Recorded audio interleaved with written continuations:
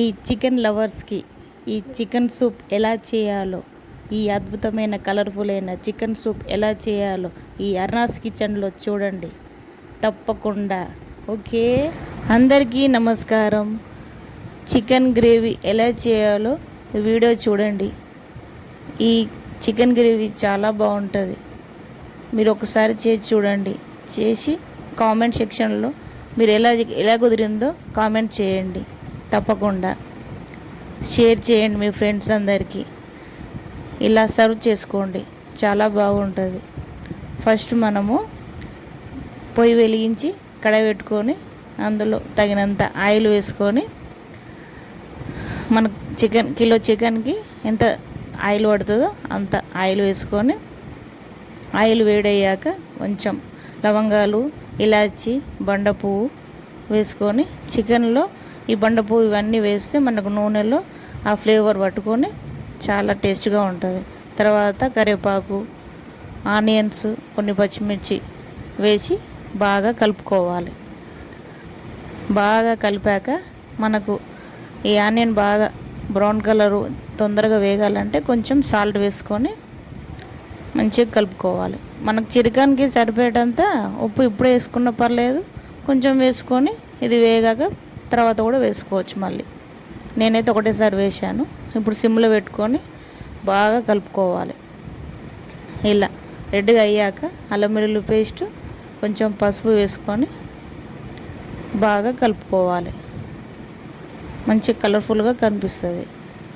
కానీ ఆనియన్ మంచిగా వేగాలి. వేగాక మొత్తం అన్నీ కలిపాక మంచిగా కలుపుతూ బ్రౌన్ కలర్ వచ్చేటట్టు చేసి అప్పుడు కొంచెం కొత్తిమీర, పుదీనా వేసుకొని కలుపుకోవాలి. ఆ కొత్తిమీర, పుదీనా ఫ్లేవర్ ఆనియన్కి బాగా పట్టుకుంటుంది. అప్పుడు మనకు చికెన్ బాగా టేస్టీగా అవుపిస్తుంది. తర్వాత కొంచెం మూత పెట్టుకొని కొంచెం చికెన్ మసాలా కూడా వేసుకుంటే ఆ ఆయిల్లో ఆ మసాలా బాగా వేగుతుంది. వేగాక తర్వాత మనం కిలో చికెన్ వేసేసుకోవాలి. వేసుకొని మంచిగా కలుపుతూ ఉండాలి.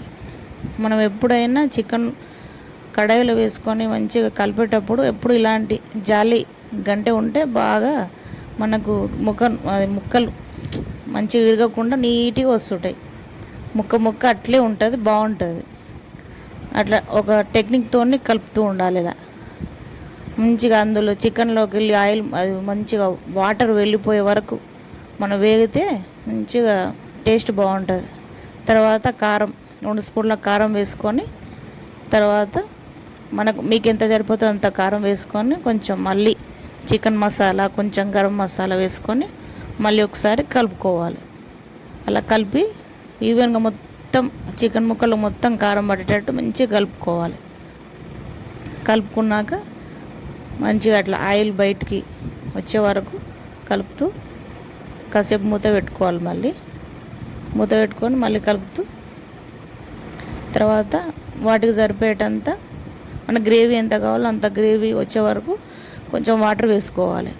వేసుకొని మళ్ళీ కలిపి మనకు ఎంత కావాలో అంత వేసుకోవాలి. అంతే, మీకు ఎంత సూప్ కావాలో అంత మంచిగా కలుపుతూ మంచిగా మళ్ళీ మూత పెట్టుకొని కొంచెం కొత్తిమీర, పుదీనా వేసుకొని తర్వాత మళ్ళీ ఒకసారి కలుపుకొని మూత పెట్టేసేయాలి.